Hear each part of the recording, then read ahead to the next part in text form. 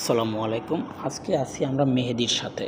দেখি মেহেদী যে আমাদের থেকে কাজটা শিখলো, কোর্সটা শিখলো, তার কতদিনে ৫ দিন আজকে কোর্স চলতেছে। দেখি মেহেদী কী শিখতে পারছে।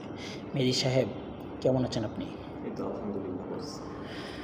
মেহেদী আপনি তাহলে তো জার্মান যাইতেছেন ইনশাল্লাহ। ইনশাআল্লাহ বস।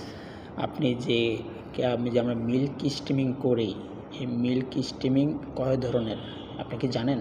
হ্যাঁ, অবশ্যই জানি। ৩ ধরনের। ৩ ধরনের মিল্ক স্টিম আপনি আমাকে বলেন কী কী ধরনের? আচ্ছা, ক্যাপাচিনো, লাতে, ফ্ল্যাট হোয়াইট। আ আমরা যে মিল্কটা যে স্টিমিং করি সেটা কত ডিগ্রিতে আমরা স্টিমিং করি?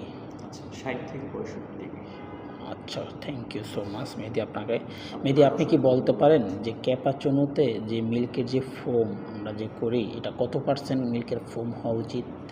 আচ্ছা, ৩০ থেকে ৪০। ৩০ থেকে ৪০% মিল্কের ফোম হওয়া উচিত। আর হওয়া উচিত। লাটেতে? লাতেতে হচ্ছে ১৫ থেকে ২০%। ও ভেরি নাইস। Flat white? ৫ থেকে ১০%। ও মেহেদী আমাদেরকে আজকে ৩টা কফির যে মিল্কের স্টিমিং এবং যে মিল্কের ফোম এটা সে আমাদেরকে বলে দিল কত পার্সেন্ট থাকা উচিত। মেহেদীর জন্য শুভকামনা। মেহেদী ভালো থাকবেন ইনশাল্লাহ। আপনিও ভালো থাকবেন। Thank you so much.